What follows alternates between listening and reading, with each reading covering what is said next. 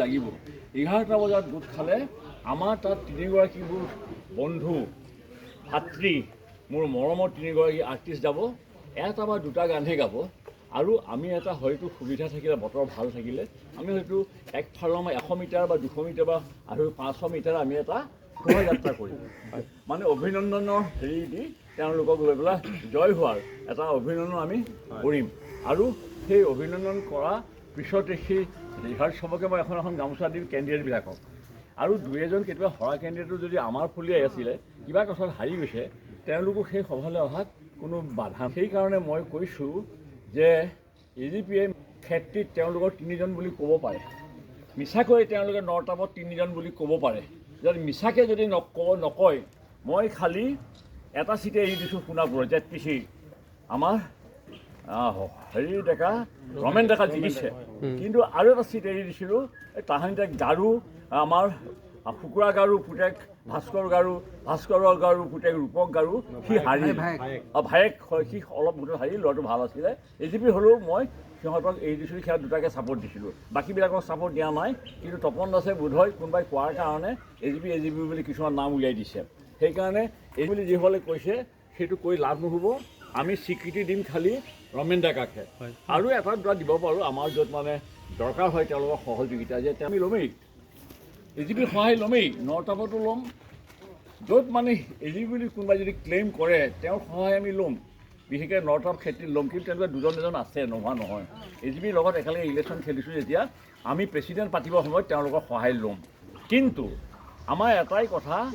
কিছুমান মানুহে এতিয়া নিজৰ ক্লেইমটো বেছি দাবীদাৰ হ'বৰ কাৰণে নিজকে এতিয়া BJP বুলি কৈ লাভ নাই বুলি ভাবিছে যে BJPটো এই ধৰণেই আগবাঢ়িব গতিকে আমি অকণমান AGP বুলি কৈ পেলাই AGP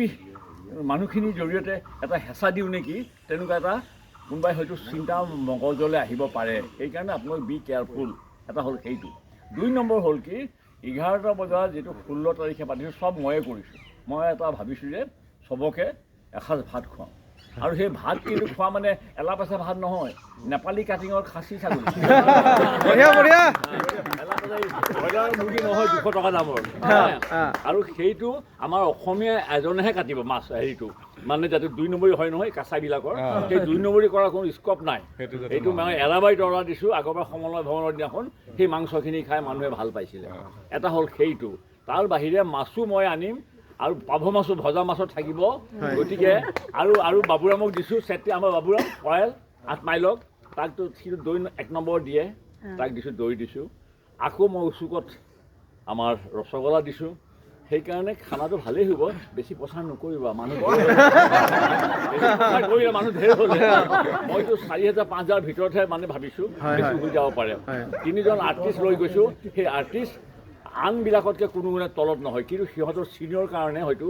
সিহঁতৰ সেইটো বেছি প্ৰচাৰো নহয় সিহঁতে বেছি প্ৰচাৰো নিবিচাৰে তেনেকুৱা মানুহ 3জন মোৰ ভাতৃসদৃশ মানে ভাতৃসদৃশ বন্ধু থাকে নহয় তেওঁলোক 3জনক লৈ যাম তেওঁলোকে বেছি সময় বৰবাদ নকৰে খালি এটা খেলা মই দেখাব খুজিছোঁ সেই খেলাটো তোমালোকে 16 তাৰিখেহে গম পাবা কি খেলা দেখাব খুজিছে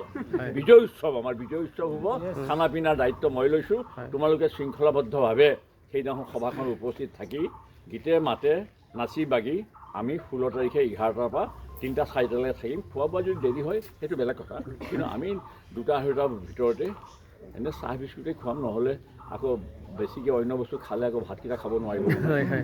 গতিকে ভকুৱা মাছৰ অৰ্ডাৰ হৈছে 80 টকা কেজি চাউলো অৰ্ডাৰ দিছোঁ গতিকে সুন্দৰভাৱে মই মানে জীৱনত এই কাৰ্যসূচীটোৱে বোধহয় মোৰ চবচে বেষ্ট কাৰ্যসূচী হ'ব মই মোৰ বিয়াও তেনেকৈ পঠাম বিয়াৰ লিষ্টখন তোমাক দি দিম যিখন মোৰ বিয়া সেই লিষ্টখন আছে তোমালোকক দি দিম তোমালোকে গম পাবা যে বিয়াটো ইমান খৰচ কৰা ইয়াৰ 4 ভাগৰ এভাগহে হ'ব খৰচা যদি হৈছিল তোমালোকে চাবা কিন্তু মানুহবিলাক স্বতঃস্ফূৰ্তভাৱে কিছুমান মানুহ আহিছিল খবৰ পাই আহিছিলে বিয়ালৈ সেইকাৰণে এইখন আকৌ বিয়া বুলি ভাবি লৈ স্বতঃস্ফূৰ্তভাৱে মানুহ ধেৰ আহিব গতিকে আমি যাতে কোনেও নোখোৱাকৈ যাব লগা নহয় তাৰ কাৰণে আকৌ এক্সট্ৰাকৈ আকৌ এটা এৰেঞ্জমেণ্ট কৰি থৈছোঁ যাতে সৰু মূৰকৈ আকৌ খাদ্য আৰু গুৱাহাটীৰ পৰাই 8-10মান হেৰি ৰান্ধনি যাব আৰু বিলোৱাটো যাব। আমাৰ ল'ৰাবিলাকক কষ্ট নিদিওঁ, নহ'লে আমাৰ ল'ৰাবিলাকো পাৰে, কিন্তু আমি সেই দিনটোত ল'ৰাবিলাকক কষ্ট দিয়া নাই। ইয়াৰ পৰাই 10টা ল'ৰা বা 9টা ল'ৰা যাব, ইয়াৰ পৰাই 7টা বা 8টা ৰান্ধনি যাব, চব ইয়াৰ পৰাই যাব। কাৰণ